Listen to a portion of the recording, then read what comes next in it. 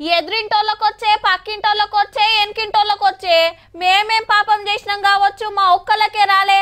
ఓ షెల్లే మీ పేరు వచ్చిందా అనే లిస్టులా ఏడక్క రానేలే ఎట్లా షెల్లే మరి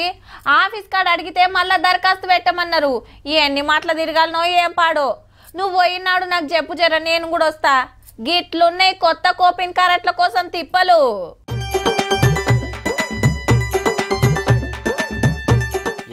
ఎక్కడిది ఏ సెంటర్ కు పోయినా జివజిబా ఉంటున్నాయి ఇప్పుడు తప్పితే మళ్ళా ఛాన్స్ ఉంటదో ఉండదో అని కాగితాలు పట్టుకొని పొద్దుగాలనే లైన్లు కడుతున్నారు కోపిన్ కారెట్లకు దరఖాస్తు పెట్టుకునే ఛాన్స్ ఇచ్చింది కదా సర్కారు రానోళ్ళంతా అప్లికేషన్లు పెడుతున్నారు ఆల్రెడీ ప్రజాపాలన ఉన్న వాళ్ళు పెట్టుకోవద్దని చెప్పారు కాకపోతే వాళ్ళు కస్టమర్స్ కూడా ఏం వినట్లేదు అక్కడ అప్లై చేసుకున్న వాళ్ళు ప్లస్ ఇప్పుడు చేసుకున్న వాళ్ళు కూడా చేసుకుంటున్నారు 6 పథకాల గ్యారెంటీ అప్పుడు అప్లై చేశారు మళ్ళీ ఇప్పుడు చేయాలని ఏళ్ళ కమానం కారెట్ లెక్క తిప్పలైతుంది కొత్త గవర్నమెంట్ అన్ని ఇస్తుందన్న ఆశతోనే వస్తున్నారు అన్నట్టు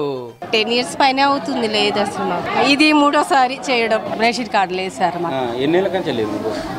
మాకు ఇప్పుడు 45 years అవుతుంది లేదు పబ్లిక్ బగ్గచ్చే వరకు సెంటర్ల కాడ గేట్లు పెట్టి ఒక్కొక్కరినే లోపలికి పంపిస్తుంటే ఎండలు నిలవలేక తిప్పలైతుంది ఇప్పటికి 4 hours అయింది వచ్చి 4 hours అవ్వండి మా పాపని తీసుకొని వచ్చాను పిలుస్తాము మీరు వెళ్ళండి కూర్చోండి వెళ్ళి అన్నారు ఫామ్ ఫిలప్ చేసుకొని వచ్చినాం వాళ్ళు తీసుకొని ఫోటో దించుకుంటే అయిపోతుంది